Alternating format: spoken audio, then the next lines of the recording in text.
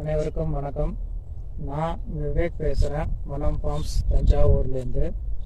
மனம் ஃபார்ம்ஸ் வந்துட்டு தஞ்சாவூர் வட்டத்தில் கூடலூருங்கிற கிராமத்தில் வந்துட்டு 2019 செயல்பட்டுருக்கு. இது வந்து ஒரு களிமண் சார்ந்த பூமி. இது இங்கே வந்துட்டு நம்ம 8 ஏக்கர் பரப்பளவில் வந்துட்டு இயற்கை விவசாயம் வந்துட்டு செஞ்சிட்ருக்கோம்.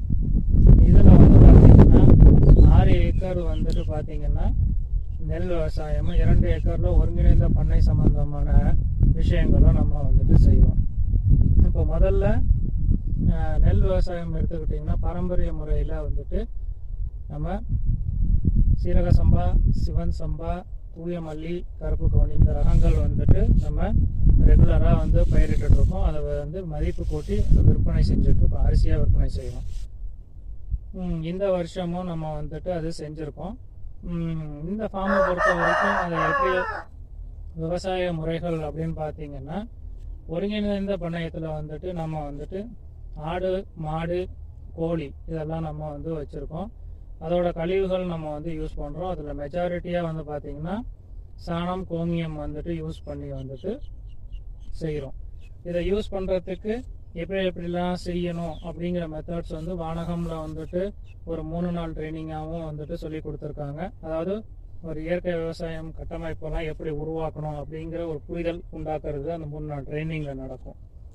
ஸோ அதை பேஸ் பண்ணி அதை நமக்கு சொல்லி கொடுத்துருக்காங்க. அது எல்லாமே மேலும் நம்ம இன்டெப்த்தாக தெரிஞ்சுக்கணும் அப்படின்னு சொல்லிட்டு சுபாஷ் பாலேக்கர் நேச்சுரல் ஃபார்மிங் மெத்தட்ஸும் வந்துட்டு கற்றுக்கிட்டோம். அது வந்து ஒரு 9 நாள் ட்ரைனிங்காக வந்துட்டு திருச்சியில் 2019 நடந்துச்சு. அதுவும் நம்ம வந்து அட்டன் பண்ணியிருக்கோம். அது வந்து ஈஷா வந்து கண்டக்ட் பண்ணாங்க.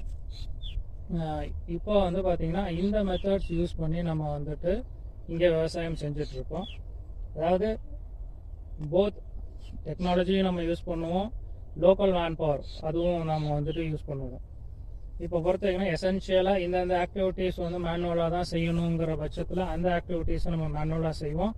அதுலேயே எந்த ஆக்டிவிட்டி இண்டிவிஜுவலாக ஆஸ் அ செல்ஃப் நான் செய்யணும் அப்படிங்கிற அந்த ஆக்டிவிட்டியை நானே செய்வேன். அதாவது இவங்க ஹெல்ப்புக்கு இருக்கணும் அப்படிங்கிறதெல்லாம் நம்மளோட எதிர்பார்ப்பு கிடையாது. நான் இறங்கி செஞ்சுட்டு வருவேன். இதுதான் என்னோட மெத்தட் ஆஃப் ஒர்க்கிங்.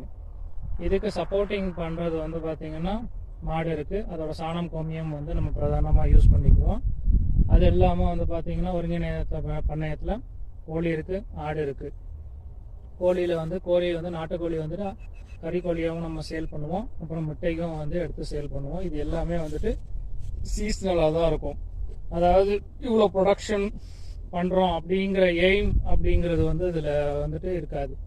அதோட போக்கில் இருக்குது. ஃபார் எக்ஸாம்பிள், கோழி இத்தனை நாளில் ஒரு 10 நாள் முட்டை விடுது, அப்புறம் அடைப்பெடுத்து படுத்துருக்கு, அதுக்கப்புறம் அந்த ட்ரை பீரியட் இருக்கும், அதுக்கப்புறம் தான் முட்டை கிடைக்கும். டபார் அப்படிங்கிற மாதிரி வந்துட்டு இங்கே இருக்காது. ஸோ அந்த பிளானிங்கில் இருக்கும். இது அப்படியே கறிக்கோழியாகவும் சேல் பண்ணுவோம். ஆடும் வந்துட்டு அதே மாதிரி நம்ம இங்கே மேய்ச்சல் முறையில் வளர்க்குறோம். அது இல்லாமல் அதுக்கு புல் ரகங்களும் நம்ம வச்சுருக்கோம். இதை பேஸ் பண்ணி ஆடு வளர்கிறப்ப உங்களோட தேவைகளுக்கு ஏற்ப அதுவும் வந்துட்டு விற்பனை வந்துட்டு நம்ம பண்ணுவோம். மாடு பொறுத்த வரைக்கும் இப்போதைக்கு அது வந்து சாணம், கோமியம் அதுக்காக தான் யூஸ் பண்ணிகிட்ருக்கோம். கறவை வந்து வந்து ஸ்டார்ட் பண்ணல.